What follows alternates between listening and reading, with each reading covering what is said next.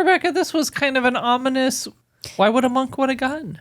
Really? Why would a monk want a gun? Where did this movie even come from? It was really funny because I had heard the title of this movie floating around. The box had mentioned that he had seen the poster, but none of us knew anything about this movie until the box goes, hey, this looks kind of cool. Shows us the trailer and we're like, let's flip some movie times around. We decided to go see this movie. I am Teresa. Welcome to Cocoon Cast, where we deep dive into movies and discuss all things cinema. Hi, I'm Rebecca. Today we'll be discussing the new movie, The Monk and the Gun.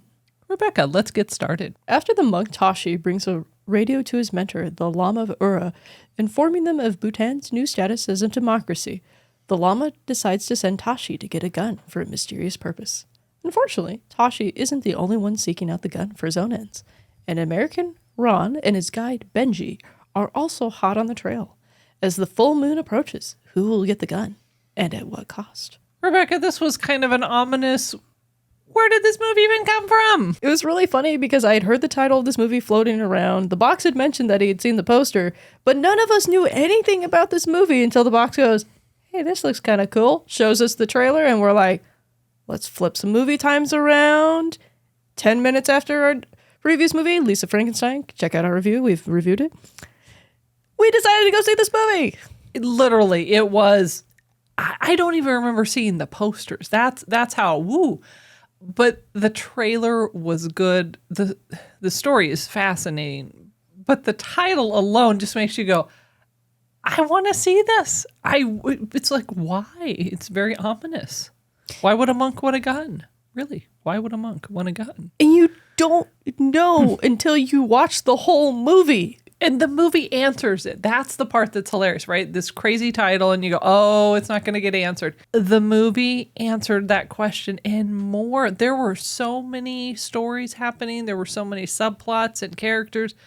There was a lot going on in this movie. There was a lot going on in this movie, but every plot was resolved. Every character had time spent with. You really got to know things. I liked the movie. The story itself was interesting to me. I did too. I thought it was actually very respectful to the people involved. There are so many easy jokes Agreed. they could have gone with. Yes. But they didn't. I'm laughing. It feels like our soccer movie. It does feel like a Taika Waititi movie. It really has that feel, kind of that sweetness, but also there's definitely some fun to be made with the source material. This felt in the camp of more respect. I agree with that. There's definitely some cultural nods that I felt were respectful. There's one point where the character gets a MacGuffin, and it's just treated as a matter of fact of, this is how I'm going to do it. It's not, it's happening, it's happening. We as the audience are going,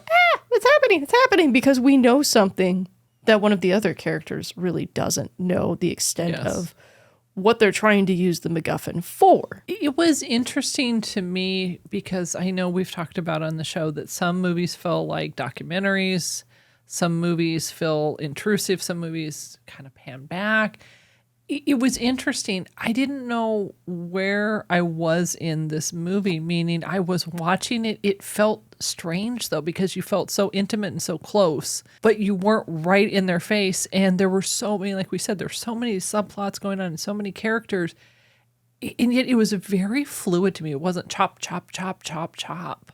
I was really impressed with this, considering this is the director's second film that was in contention to have an Academy Award nomination. Correct. The first one was just actually, 3-4 years ago? Yes, I believe you mentioned it was A Yak in the Classroom. Yak, yak, yak. Not that kind of yak. Not that kind of a yak. That one had subplot. His movies are complicated. He actually directed the movie, wrote the movie, and produced the movie. One-man show right here.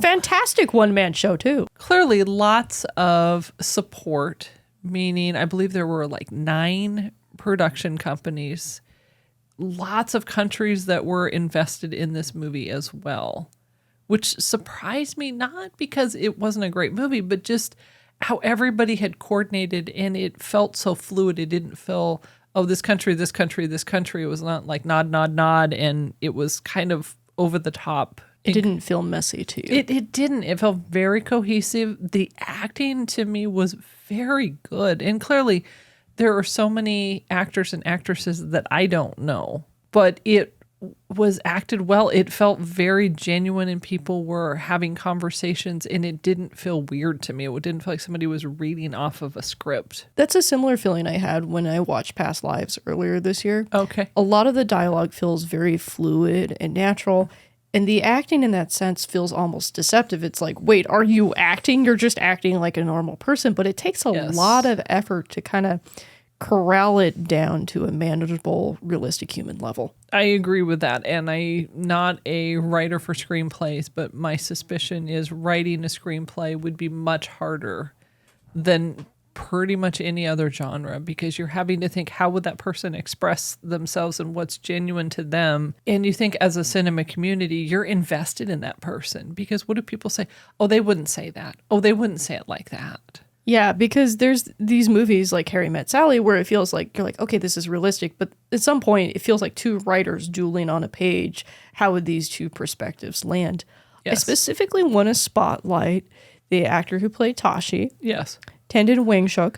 He did a phenomenal job of communicating the character perspective that he was in. I also want to spotlight the actor who played Benji, Tandon Sonam. He did a really good job too. I would agree with that. He was the American's guide, right? Ron Coleman's guide. I agree. And I think there was so much to like about this movie. The cinematography, I know you and I, we kind of do this to frame, the one perfect shot. And the cinematography to me was very beautiful. And right out of the gate, it built up to it. It just, right out of the gate, it was just beautiful to look at. It's also deceptively minimalist in some ways. Yes, that's true. There's all these textures that you find in the natural world, but you also have some of these textures from the modernization creeping in. Bhutan at this point wasn't considered a modern country per se, and this is their first experience with the outside world in terms of some of their ideals. So I thought it was very respectful to show all facets of life in Bhutan in this way. The movie, from my understanding, talks about 2006. This is when this began. And it's the democracy, but it's also the internet and just bringing, as you said, the outside influence. And there's a part of it as Americans, we're guilty of that. And there were some things that they were saying, and you can't say, oh, that's a stereotype. Oh, that doesn't happen. That is what happens, right? That is an experience that people have. It was done in such a way that it was easy to hear that and really reflect. It didn't feel like, someone's coming at your country or your people or things like that. It was just very, hey, this is a way to divide. And they were doing the election. I don't want to spoil the election, but how it came out and the discussion they had after the fact, I thought was really powerful. I think also the thing that really struck me as a good exploration of this theme was modernity versus tradition, not just in the political sense, but also in the cultural sense. You have this tiny village. Yes, very. But you have this village that's focused primarily around religious practices, and then you have this other part of the country that's more modern, that's focused on things that maybe construed as more material. Correct. And blended together well. And I agree with that. The religious or the spiritual piece was handled very respectfully and very authentically. The part that I found interesting too is the genre is considered a drama, but there is some levity to it. There is some humor to it. This one is so rare. I'll give them $75,000. Yes, so you want something lesser than that? Wait, what? But it wasn't laugh out loud hilarious. It was, oh, that's ironic. Or even the dialogue. The dialogue was written in such a way that there was humor to it, which I appreciated. Why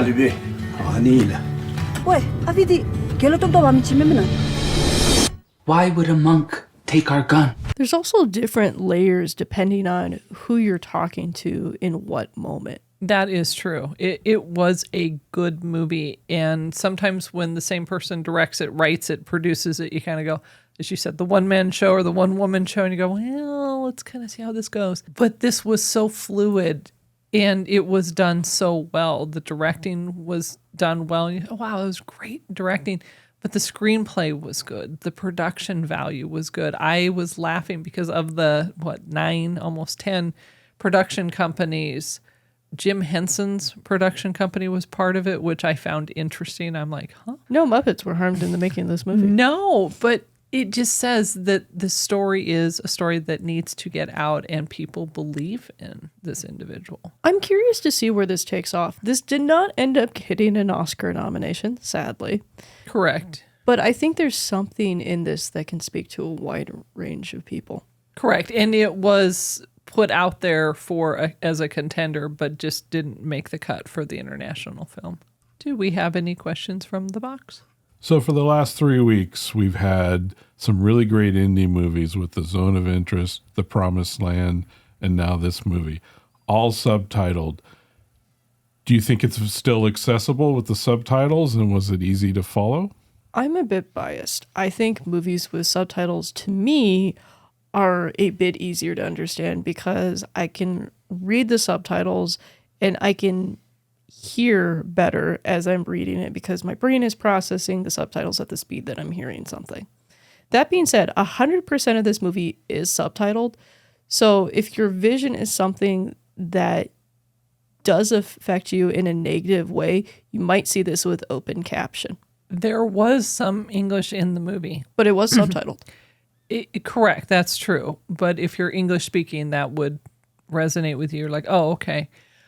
But I think that there's something about the subtitles. That way, the original language comes through, the inflections, how it's said. You can look at their faces. I would much rather have a wonderful movie subtitled than I would have them just layer the language of the people, if you will. I think so much is lost that way. I just appreciate that movies that are subtitled are no longer, oh, I don't know if I would go see it. To me, it's not even a factor. It's just like, oh, okay, bring my glasses. I'm going to need to see. We're very lucky to grow up in a time and place where this is happening. I would agree with that. But you're right. If your vision is challenged or if you're just not able to clue into it, because like we said, there are many different dynamics and relationships happening. But even with the subtitles, it still never felt confusing to me on any level. Do we have any other questions from the box? The focus of this movie is the monk getting the gun, and then what's the monk going to do with the gun? You don't find out till the end of the movie, why does the monk need the gun? Did you find that tension really carried you through the whole hour and 45 minutes? It's not the only tension that carried me through this movie. The interpersonal conflicts with the characters, with their cultural responses to ideas and emotional responses to things that we might take for granted in our day-to-day life here where we live. That's what really carried me through this movie. I'd also read that the movie is also known as Once Upon a Time in Bhutan. Oh boy, somebody's going to do a mashup trailer. I can just feel it. But I think that says something, that it's not just the monk and the gun. They're saying this is a day in the life of Once Upon a Time. To me, that says this is a wider encompassing movie. However, as we said, that is a subplot and that is significant. But had that been the only plot line, I do think I would have been a bit bored. I think so too. It's a well done plot line, but I think you would have had something like maybe people try to take the gun from the monk, not just the American and his guide, Correct. That would have been my thought as well. Rebecca, it is that time where I have, I don't know, four monk moths. 1 to 5, what do you think? This is a 4-moth movie for me. Wow. All right. Number one reason? I was surprised by this movie. It took me to places I didn't expect it to take me, and I wanted to go along with it. I wasn't nervous the whole time. There were some points where I'm like, okay, this could go one of 3 ways. And the ways that it went made it for an excellent movie. Wow. All right. I have 5 moths, and I am with you 100%. I would definitely give it a solid 4. It was a great movie, and it's hard to find. That's why I'm laughing. The box is like, oh, hey, where'd that even come from? He pulled it out of the box. Literally. And It was a great movie to see. I'm still thinking about it. It was, several hours ago, and dinner and everything. But I'm just so disappointed that, one, it didn't get the Oscar nomination for international film. I think it's a great contender, but also I think it takes a lot of skill to overlap and to put so many things together, and controversial topics as well. It did it really well. And to be fair, we have not seen every international film that is up for nomination this year. That is true. And obviously, trusting the Academy Committee to come together and decide, that can't be easy. No, especially considering you have every country except for Antarctica. Comment below if you know if Antarctica has submitted a international picture. Trying to submit a film. Yes. To say, this is our culture. This is our voice. Please recognize I would love to be on that committee. However, I'd love to watch all those movies. I agree with that. I love the fact that local theaters are catching up with that. So it's not just the small theaters, although I laugh. We went to our local Cinemark, and it was probably, we always laugh, the shoebox theater. It was probably in the smallest shoebox theater that they had, but there were people around us. There are people who want to see this movie, so that gets me excited. Correct. I would definitely say, if you have an opportunity to see it, please consider seeing that movie. Thanks for joining us. We're always excited to create experiences to bring our cinema community together. Watch the notifications for a review of the new movie, Bob Marley, One Love. Then come back to the channel this weekend for our weekly show, Movies and More, where we will have more movie reviews, the latest Hollywood news, and commentary with snark, meant to amuse. Please remember to like, subscribe, and to share our channel. If you enjoyed this movie review, you might click the link to check out our review of Argo, or click the other link to watch last week's show, where we reviewed The Promised Land. Remember, cinema community movies are better together. Thanks for watching. See you in the next review.